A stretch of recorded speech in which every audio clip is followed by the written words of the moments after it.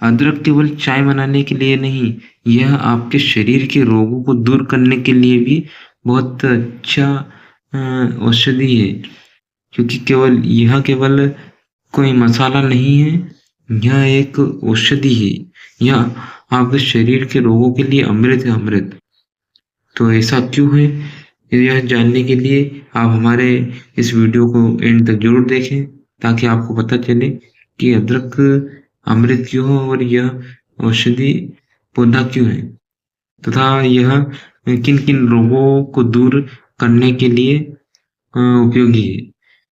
तो बने रहिए हमारे इस वीडियो में, ताकि आपके जो डाउट्स है वो क्लियर हो, और आपके जो रोग है, जो आप डॉक्टरों के पास जाते हो और बहुत सारे पैसे दे देते हैं, तो उनका चुटकी में इलाज आपको आपके पास आ रहा है, आपके घरों में है, जो कि बस आपको उसको देखने, उसको यूज करने की आवश्यकता है। तो चलिए शुरू करते हैं। गमलों में स्वास्थ्य डे 6, हमारी जो सीरीज है इसका 6ठा दिन है। डेली हम एक औषधि पौधे के बारे में आपको बताएंगे। ये हमारा रन 28 दिन तक। तो आज हम जानेंगे अदरक के बारे में, जो कि सभी के घरों में नॉर्मली मिल ही जाता है, किचन में मिल ही जाता है। तो ये इसका हम किस चीज में उपयोग करते हैं, लेकिन यह किस चीज में काम आता है, वो हम इस वीडियो में बताएंगे। और कौन कौन सी हमारे जो रोग है, कौन कौन से रोगों का इलाज इस अदरक से हो सकता है। वैसे तो लोग इसका उपयोग चाय बनाने में करते हैं, चाय का स्वाद बढ़ाने में करते हैं। हाँ, चाय में अच्छी बात है, चाय में करना चाहिए, लेकिन इसका और भी अच्छा उपयोग होगा अगर हम मेरे बताए हुए, मतलब इस किताब के बताए हुए तरीके से करें, तो जिससे आपके बहुत सारे रोग दूर हो सकते हैं। तो चलिए शुरू करते हैं। इस अदरक, हिंदी नाम इसका अदरक या आदि, गुजरात में आदू, पंजाबी में अदरक, बंगाली में आदि, मराठी में आले, तेलुगु में अल्लमू, कन्नड़ में अलम, तमिल में शुक, मलयालम में इंची, और इंग्लिश नाम है इसका ginger root. Family zingiberaceae, botanical name है जिंजीबर ऑफिसिनल डिस्को। सॉरी, थोड़ा इंग्लिश में हमारी दिक्कत है, तो इसको मैनेज कर लीजिएगा। अब अदरक के बारे में हम इसका प्राप्ति स्थान जान लेते हैं।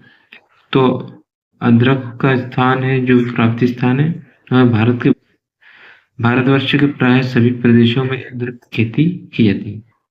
तो भारतवर्ष में हमारे जो सभी प्रदेश है भारत के, उनमें अदरक की खेती होती है। अब इसकी पहचान किससे करें, तो अदरक का पौधा 3 से 4 फुट से ऊंचा होता है। अदरक का पौधा 3 से 4 फुट ऊंचा होता है। इसके पत्ते लंबे बांस के पत्तों जैसे, पर उनसे कुछ छोटे होते हैं। अदरक के पत्ते बांस के पत्तों जैसे होते हैं, लेकिन उनसे छोटे होते हैं। इसका कांड भूमिगत होते हुए इसमें पोषण संग्रहित होता है, या भूमिगत होते हैं, मतलब भूमि के अंदर, जो कंद समान होकर अदरक बनता है। जो कंद बनता है, जैसे आलू जैसा या हल्दी जैसा ही होता है इसका भी। इसके फूल पुराने पौधे पर देखे गए हैं। इसके फूल पुराने पौधों पर देखे गए, जिसका रंग जामुनी होता है। इसकी खेती करते समय रेतीली जमीन का चयन करना चाहिए। इसकी खेती रेतीली जमीन पर करना चाहिए, तथा गोबर की खाद दोमट मिट्टी में मिलाकर अदरक की खेती अधिक होती है।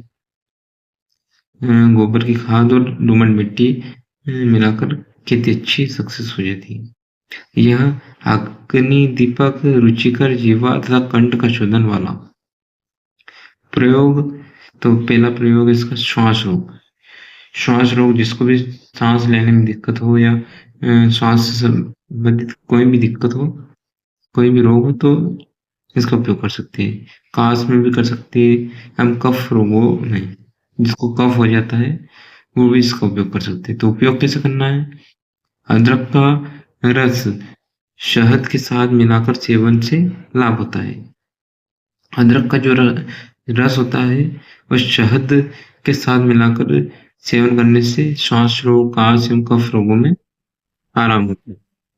दूसरा है कंठ शुद्धिकरण तथा भूख उत्तेजित करने के लिए अदरक के छोटे-छोटे टुकड़े कर उसमें सेंधा और नमक मिलाकर भोजन से पूर्व सेवन करने से भोजन में रुचि बढ़ती है।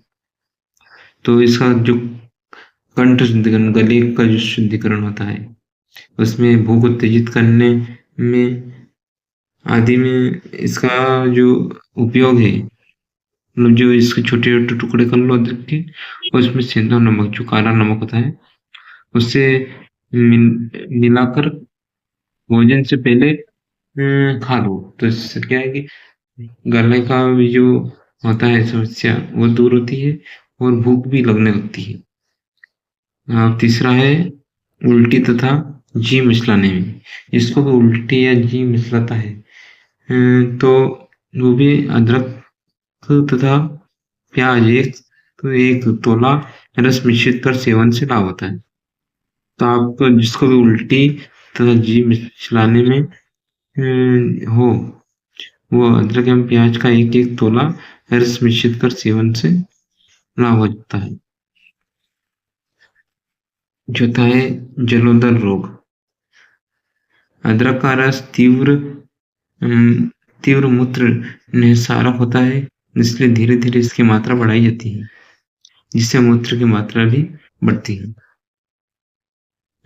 पांचवा है शीत पित्त में। अदरक का रस गुड़ के साथ सेवन करने से लाभ होता है। छठा, कर्णशूल में। अदरक का गुनगुना रस कान में डालने से लाभ होता है। जब जिसको कान की दिक्कत हो, वो भी अदरक का गुनगुना रस कान में डाल लीजिएगा, तो उससे कर्णशूल ठीक होता है। तो ये था हमारा जो अदरक अदरक था। तो इसका उपयोग आप चाय में पटकने से, डालने से अच्छा है आपका, आप इसका उपयोग मैं इस वीडियो को बताए हुए माध्यम से कीजिएगा, तो आपको लाभ होगा। तो आप किस प्रकार उपयोग करते हैं अदरक का? आपको क्या रोग है? कमेंट में ज़रूर बताएं, और वीडियो अच्छा लगा हो तो इस प्रकार हमारे चैनल को सब्सक्राइब कीजिए, और कमेंट में कोई अच्छा कमेंट कीजिएगा और लाइक कीजिएगा। जय श्री राम। मिलते हैं अगले वीडियो में।